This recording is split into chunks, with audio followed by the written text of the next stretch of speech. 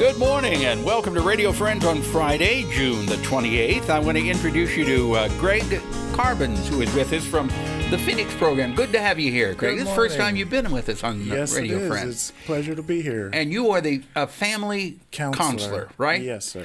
Phoenix program we've talked about on here many times. You will explain. Well, Phoenix Programs is a agency here in Columbia, and we serve individuals who are struggling with an addiction from alcohol or drugs. And I am the family counselor. And I would like to let the community know that if you know someone who is struggling with alcohol or drugs, that you have support in the community also with Phoenix programs. Not just the person who is dealing with it, but people who love them are affected deeply by this. Absolutely. And sometimes it's harder on the loved ones than it is on the person who's actually going through the problem. Yes, sir, absolutely. And a lot of times they're not even aware that they're being affected because they're trying so hard to help that loved one. And, you know, you think about it, when your cell phone battery is getting low and it's like at 30% battery, you start looking for a charger or an outlet. Mm-hmm. Well, I feel the same way for family and friends of those who love someone who's in recovery, or you have to go and recharge yourself too in order to keep helping them. Mm-hmm. So you don't run out. You can't fill from an empty cup. So. Right. That's true for any caregiver. Absolutely. You have to look out for yourself also. If you love that person, you want to give them care, but if you have run yourself down, you're doing no good to yourself or to the person you're trying to help. Absolutely. Self-care is not selfish. So how do you cover that with as a family counselor?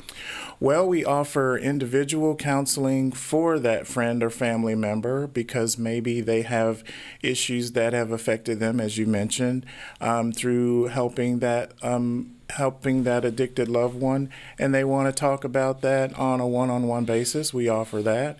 We offer several groups. I probably won't get to cover them all, but we have an education group for family members to come and learn about addiction on Saturdays from 2:30 to 3:30 at our agency. We have a group, it's called Not Alone, and that is every second and fourth Tuesday. Mm-hmm.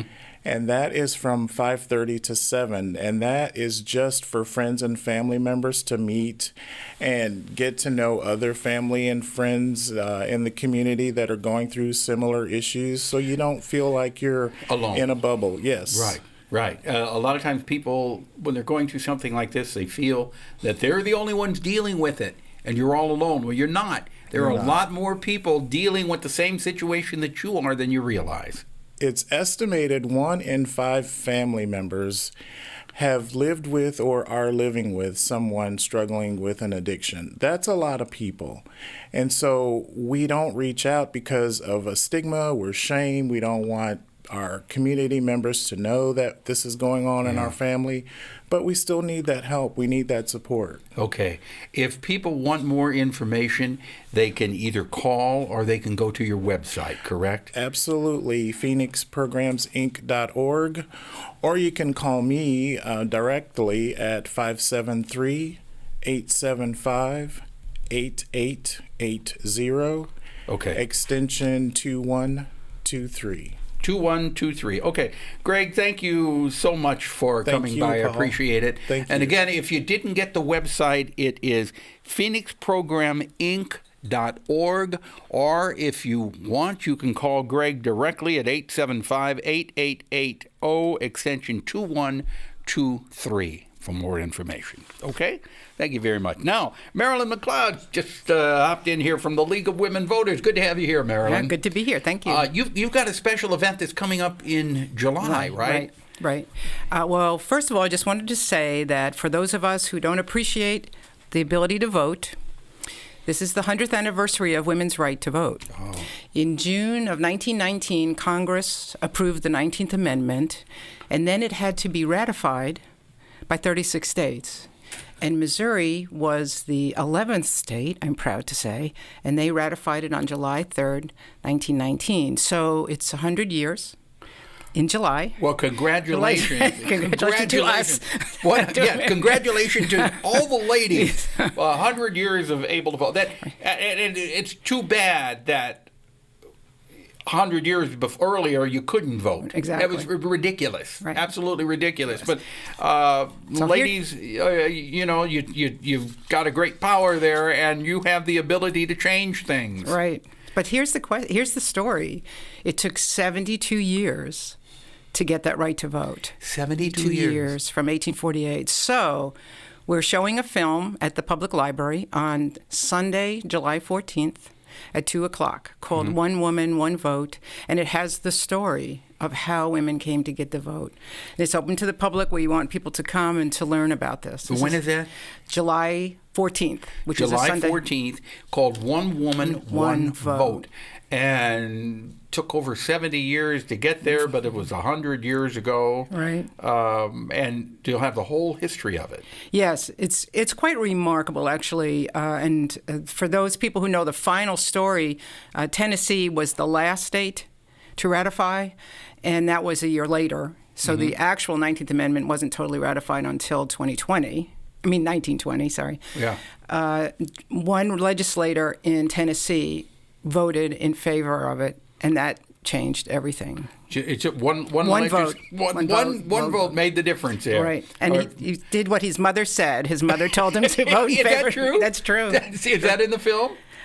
Probably, yeah. It's a famous story. Yeah. But Missouri was the 11th state. Yes. Good for Missouri. Good for Missouri. Yeah. That's right. Anything else that you want to mention we have coming up?